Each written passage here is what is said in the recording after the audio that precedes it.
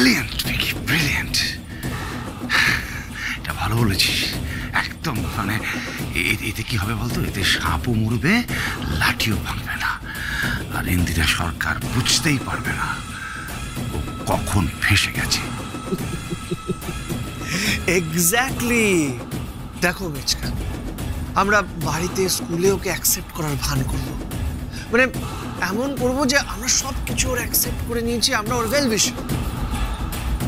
কিন্তু ঠিক সময় ওনাকে আমরা ব্যাক স্ট্যাপ করে দেবো, আর সেটা উনি বুঝতেও পারবেন না। ওকে, আমি সব ম্যানেজ করছি। ওকে।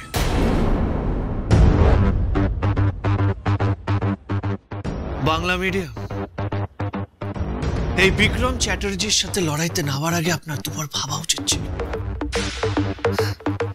এই লড়াইটা আপনার লাইফ, ক্যারিয়ার সবকিছু শেষ করে দেবে। কোথাও মুখ দেখানোর চোখ থাকবে না আপনার।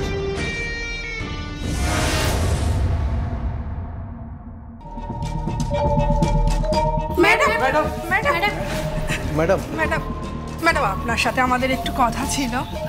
আমার সাথে কি বিষয় বলুন তো? প্ল্যানটা যেন সাকসেসফুল হয়, ইন্দিরা যেন এই ফাঁদে পা দেয়। আপনাদের একটা কাজ করে দিতে হবে। এতদিন ধরে আপনারা ফিউচার ড্রিমসের কাছ থেকে অনেক সুবিধা নিয়েছেন। আপনাদের ছেলে মেয়েদের নাম্বার বাড়িয়ে দেওয়া থেকে শুরু করে আপনারা এরকম অনেক রিকোয়েস্ট করেছেন, আমরা রেখেছি, আপনাদের অনেক কাজ করে দিয়েছি। এবার আপনাদের পালা আমাদের হয়ে কিছু করার। আর যদি সেই কাজটা আপনারা করে দিতে পারেন, তাহলে এই স্কুলে আপনাদের ছেলে মেয়েদের ভবিষ্যৎ এবং জায়গা সিকিউর। এটা আমাদের প্রমিস আপনাদেরকে। আমরা করব, বলুন আমাদের কি করতে হবে। কি আপনারা কি বলেন? হ্যাঁ হ্যাঁ, নিশ্চয়ই করব। আমরা আমাদের ছেলে মেয়েদের ভবিষ্যতের কথা হবে কিছু তো করতেই পারি। বলুন কি করতে হবে।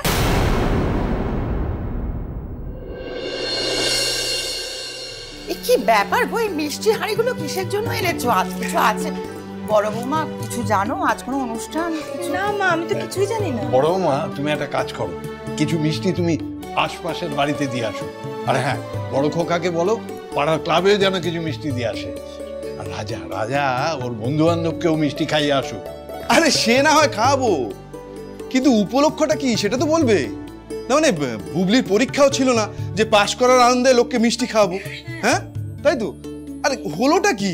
মানে তোমার কি পেনশন বেড়েছে নাকি পাড়া রক্তদান শিবিরে তোমাকে সেক্রেটারি করেছে?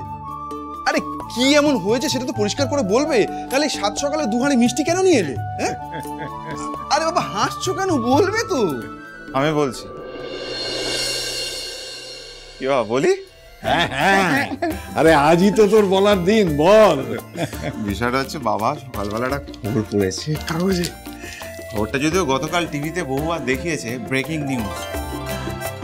ফিউচার ড্রিম স্কুল টাকার বিনিময়ে তাদের ছাত্রদেরকে প্রশ্নপত্র বিক্রি করতে গিয়ে হাতে নাতে ধরা পড়ে গেছে।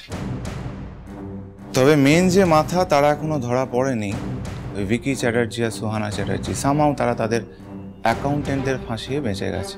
কিন্তু স্কুলের রেপুটেশন তো একটা বড় ধাক্কা, তাই না? এই তো দেখো দেখো দেখো কাগজে দিয়েছে, দেখো দেখো দেখ দেখ, গার্ডেনরা বলছে যে এরপর স্কুলে ওদের বাচ্চাদের ভর্তি করাবে কিনা সেই নিয়ে হাজারবার ভাববে। এটা তো আমাদের একটা জয়ের দিন।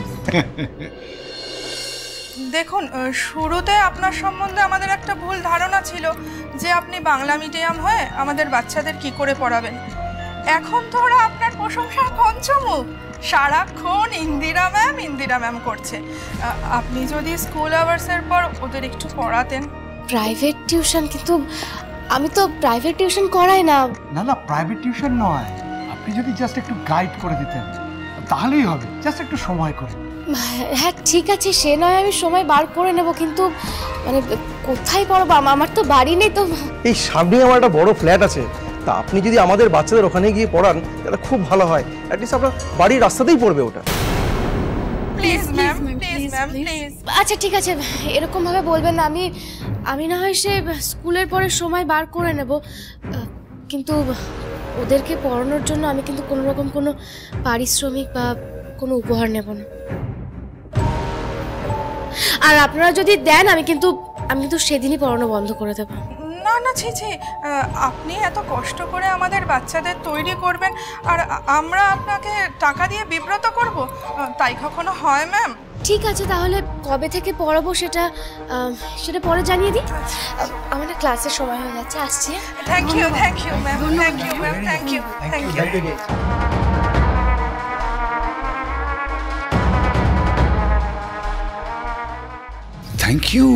Thank you a lot.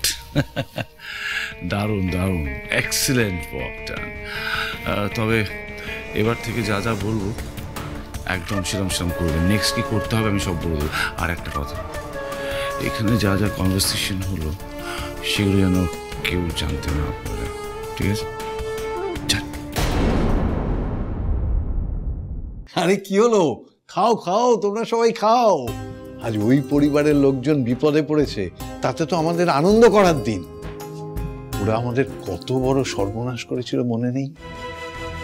রাজদীপের নামে পুলিশ কেস হলো, আর ও কোনো চাকরি পেল না, ওর নামে পুলিশ কেস আছে বলে। আজ ওদের জন্য, ওই শয়তানগুলোর জন্য আমার এত ভালো লেখাপড়া জানা ছেলেটা রাস্তায় অটো চালিয়ে বেড়ায়। এই দুঃস্বপ্নটা সব সময় আমায় তাড়া করে যাচ্ছে। মাঝরাতে আমার ঘুম ভেঙে যায়। লেখাপড়ার ছেলেটা বিনা দোষে আজও কষ্ট পাচ্ছে ভেবে। আজ ওই চ্যাটার্জি পরিবারের মানুষগুলো সর্বনাশ হয়েছে। আজ আমি নাচবো, গাইবো, আনন্দ করব, মিষ্টি বেলাবো। খাও খাও। বড় বৌমা হলো তো না না, তুমি আগে খাও।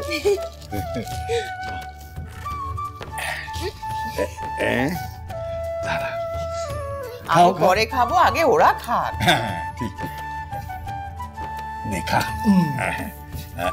দাও ওকে, দাও ওকে। বুবলি কোথায়? বুবলি এই সময় কোথায় থাকে তুমি জানো না?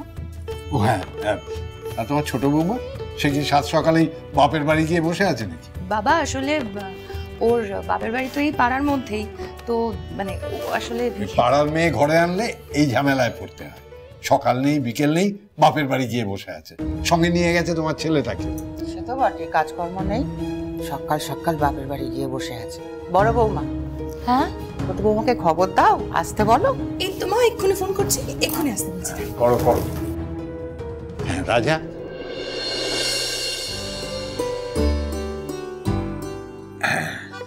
নাও তোমাকে চল নিও। হাঁকড়ো হাঁকড়ো।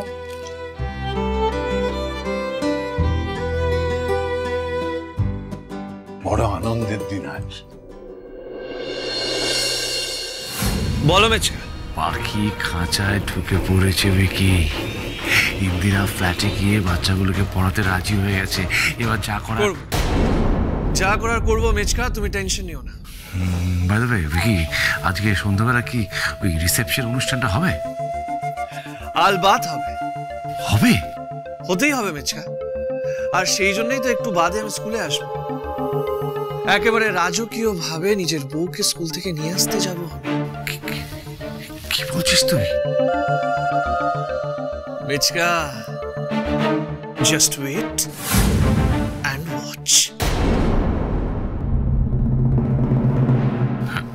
হ্যালো, বাংলা মিডিয়াম, এই ইংলিশ মিডিয়াম বিক্রম চ্যাটার্জি কিভাবে আপনাকে নাকানি চোবানি খাওয়াবে দেখতে থাকুন। এখন আমি বেরোবো, ওই বাংলা মিডিয়ামকে স্কুল থেকে আনতে যাব। মানে ওই মেয়েটাকে তুই আনতে যাবি? না আমি এটা একদম অ্যাকসেপ্ট করতে পারছি না। না বিকি, না না সরি। আজকে রিসেপশন পার্টিটা আমাদের জন্য ওয়াশিং মেশিন, আমাদের ইমেজ ধুয়ে মুছে পুরোপুরি ক্লিন করে দেয়।